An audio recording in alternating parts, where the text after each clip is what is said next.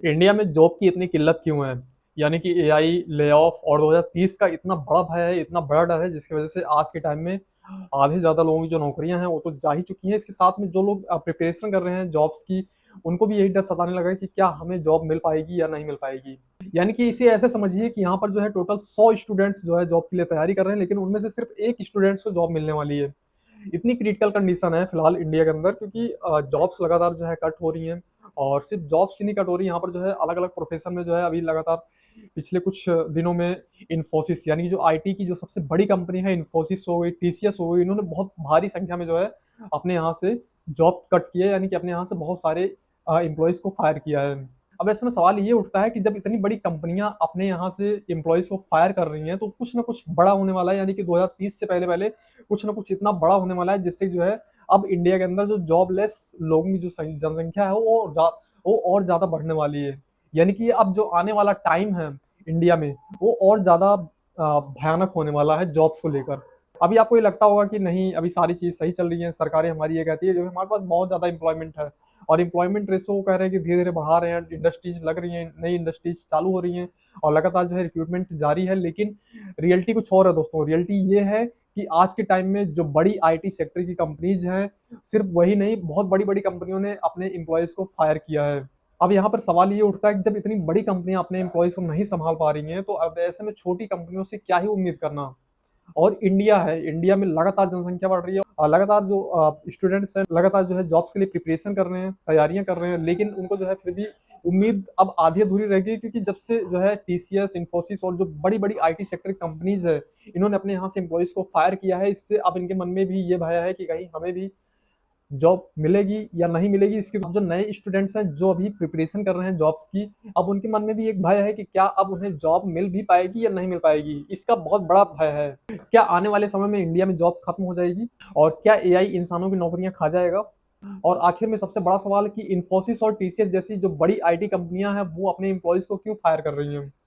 और हाँ, अगर आप एक स्टूडेंट हो और अगर आप जॉब की प्रिपरेशन कर रहे हो, तो ये वीडियो आपके लिए बहुत ज़्यादा इम्पोर्टेंट होने वाली है क्योंकि अभी 2027 आना बाकी है, 2030 का प्रिपरेशन चल रहा है, बहुत सारे स्टूडेंट्स जो है नई जॉब्स की प्रिपरेशन कर रहे हैं। लेकिन आपको ये भी जानना ज़रूरी है कि अभी आज के टाइम में जो बड़ी कंपनीज़ हैं, जैसे कि टीसीएस, इन्फोसिस यानी लास्ट मंथ में करीब 93,000 एम्प्लॉइज़ को फायर कर दिया है इन कंपनीज़ ने।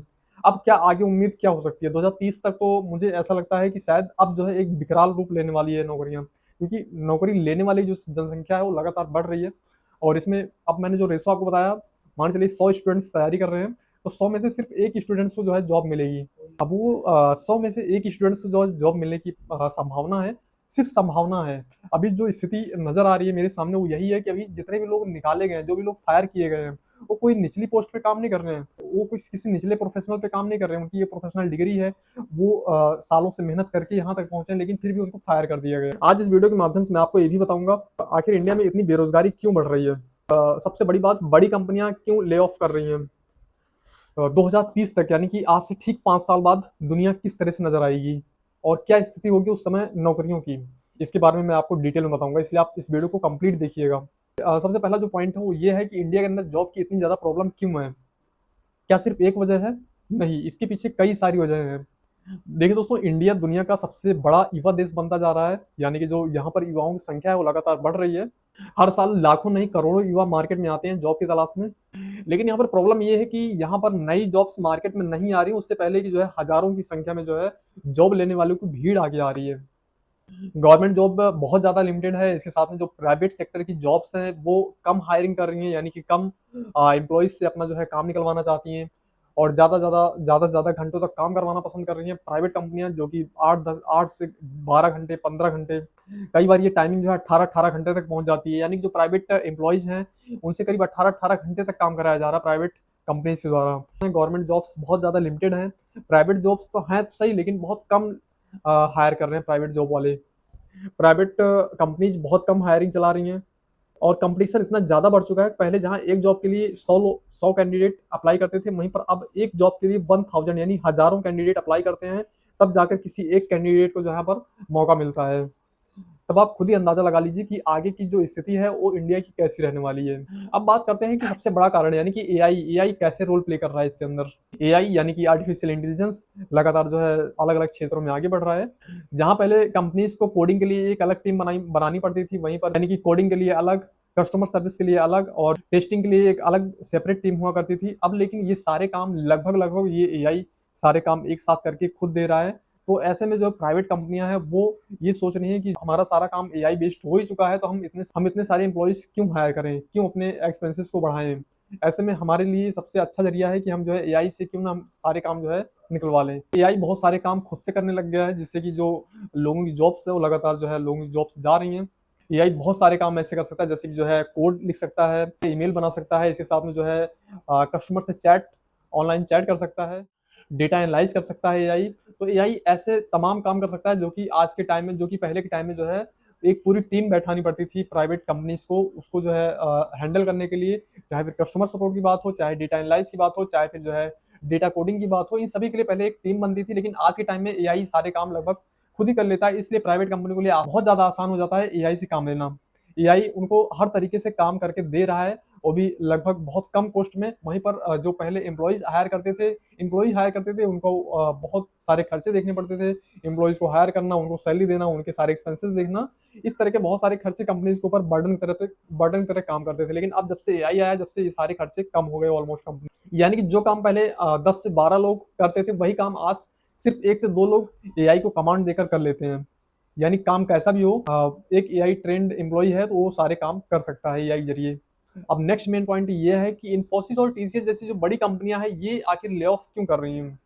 इसके पीछे रीज़न क्या है? ये रीज़न समझना हमारे लिए बहुत ज़्यादा ज़रूरी है। यहाँ पर बहुत सारे लोग ये समझते हैं कि कंपनी के पास फंड्स नहीं है, यानी कंपनी के पास इतना पैसा नहीं है कि कंपनी सैलरी दे पाए या कंपनी जो है अब दिवालिया हो रही है या कंपनी के पास इतना बिज़नेस नहीं बचा जिससे जो है अब उनके पास इतना पैसा आ सके अपनी एम्प्लॉइज़ को सैलरी देने के लिए।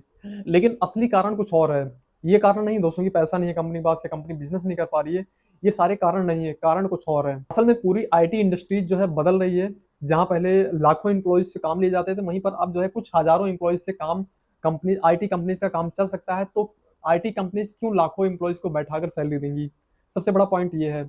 दूसरा पॉइंट ये है कि एआई आने के बाद बहुत सारे वर्क ऐसे हैं जो कि एआई खुद सारे काम करके दे सकता है, वो भी बहुत ही कम समय में और बहुत ही कम खर्चे में। तो आखिर जो आईटी सेक्टर की जो कंपनीज़ हैं, वो क्यों एम्प्लॉइज़ को हायर करेंगी, क्यों इतना लंबा प्रोसेस लगाएँगी?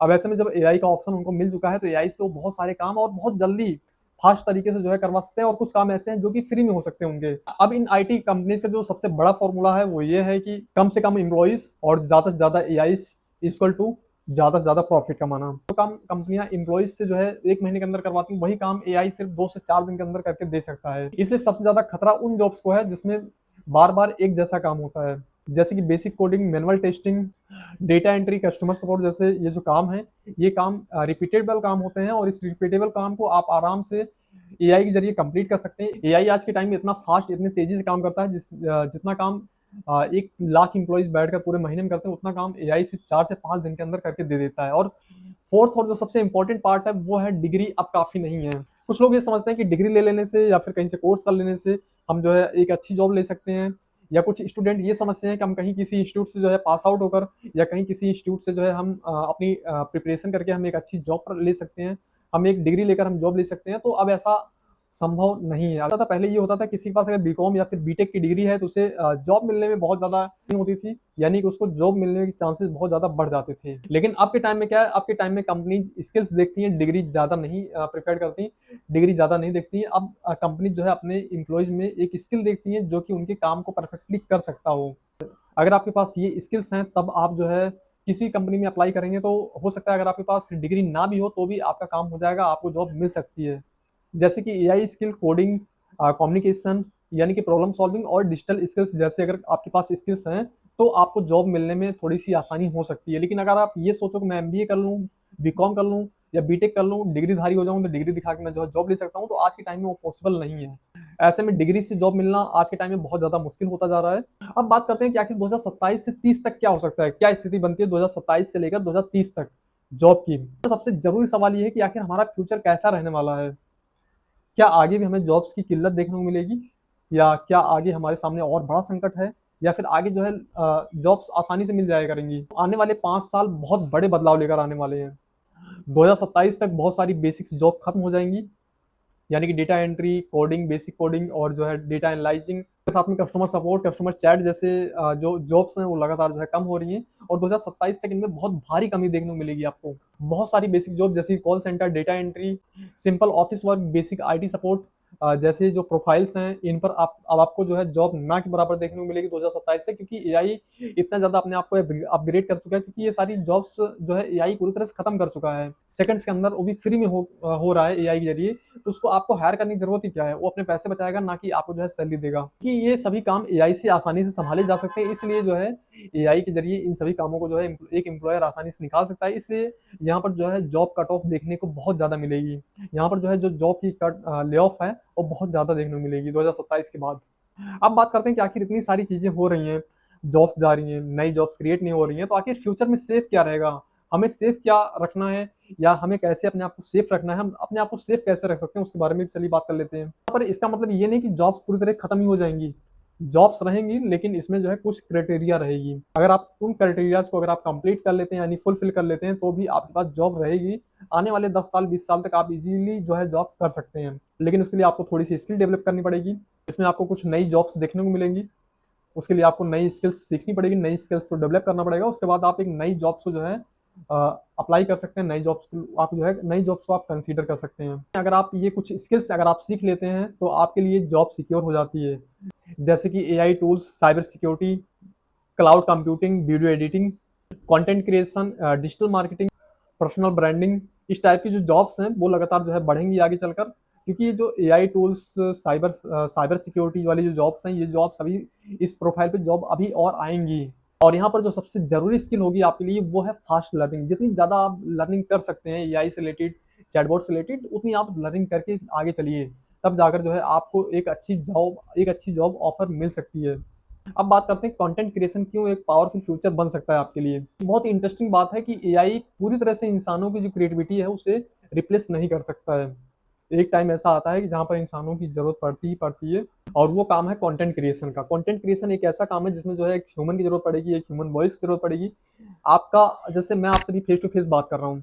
अब इस तरीके से अगर आप किसी रोबोट को देखेंगे बात करते हुए, तो क्या आप उसकी वीडियोज़ को कंप्लीट देख पाएँगे? देख लेंगे, मुझे पता है देख भी लेंगे, इन्फॉर्मेशन ले भी लेंगे। क्या लेकिन आपको फ़ील आएगा कि सामने जो बैठा हुआ है, ये रोबो है। मैं एक इंसान ना देखकर मैं एक रोबो को देख रहा हूँ। आपको फ़ील नहीं आ पाएगा। आप जो है जिस टाइप से मैं बात कर रहा हूँ, उस टाइप से वो रोबो आपको नहीं समझा पाएगा और अगर समझा देगा तो उसके इंप्रेशन मुझसे कहीं ज़्यादा अलग होंगे। आई एम ह्यूमन, मैं आदमी हूँ और आदमी की तरह जो है बिहेव करता हूँ, आदमी की तरह जो है आपसे बात कर रहा हूँ। एक नेचुरल जो ह्यूमन होता है उस टाइप से हम बात करते हैं, लेकिन एक रोबो जो होता है उसकी बात करने का तरीका अलग होगा, उसका समझाने का तरीका अलग होगा, उसका एक्सप्रेशन अलग होगा। वो हमारी तरह से एक्सप्रेशन नहीं दे सकता बात करते समय। वो जैसे हम बात कर रहे हैं फेस टू फेस, इस टाइप से वो बात नहीं कर सकता।